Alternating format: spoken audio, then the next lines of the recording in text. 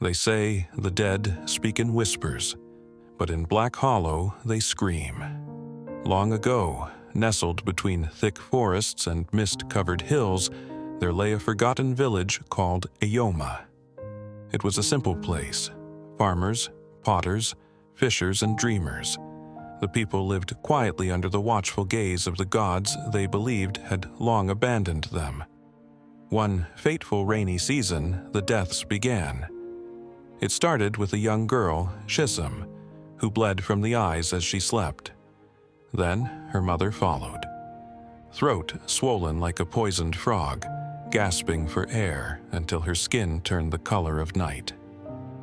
One by one, the villagers began to fall ill. No medicine worked. No prayer answered. The village elder said the gods were angry, that someone had sinned beyond redemption. Within weeks, the air reeked of rot and grief. The dead were buried by the dying. Ayoma, once full of laughter, became a graveyard of echoes. And just as all hope seemed lost, he arrived. He called himself Father Malachi. Tall, robed in ash-colored cloth, with eyes that seemed to shimmer like silver under the moonlight. He came without a horse or companion, walking through the mist like a ghost summoned by despair. He said he was sent, not by man, but by something higher. He set up in the broken shrine at the edge of the village, where no one had dared to enter since the first death. There, he prayed for hours, and then the miracles began. He healed Amara, who had been blind for 3 years.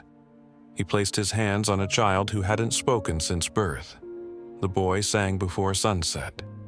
He touched the dying, and they rose. Ayoma began to breathe again. The sick gathered at the shrine every morning. They called him the Anointed One.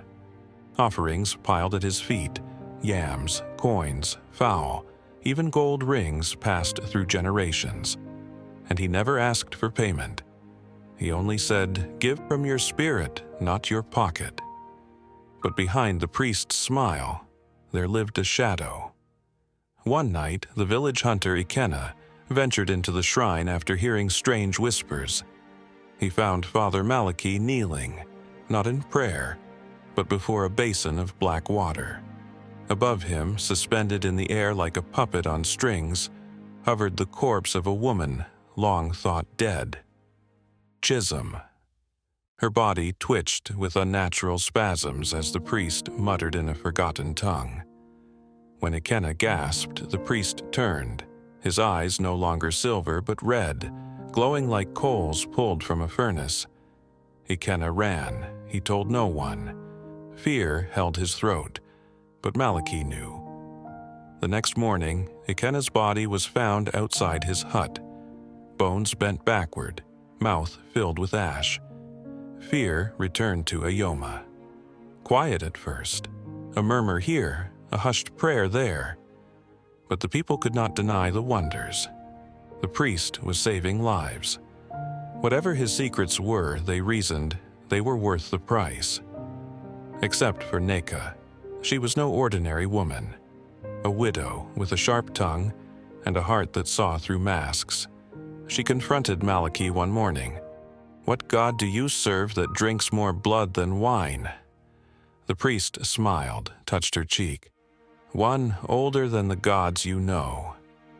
That night, Neka vanished.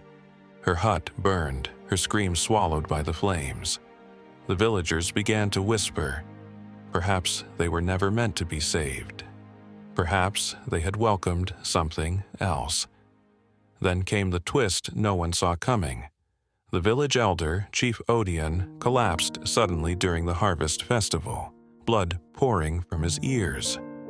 As the crowd screamed for Malachi, the priest stood over the body and did nothing. "He cannot be healed," he said coldly. "He has seen too much." The people begged, cried, but Malachi walked away, and that night the truth surfaced.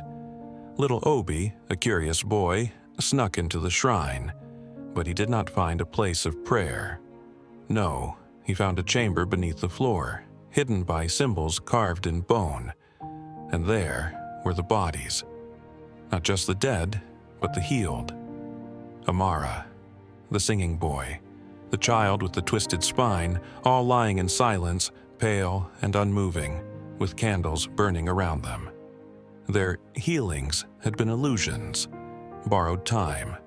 Their spirits, it turned out, were never free, but trapped, feeding something darker.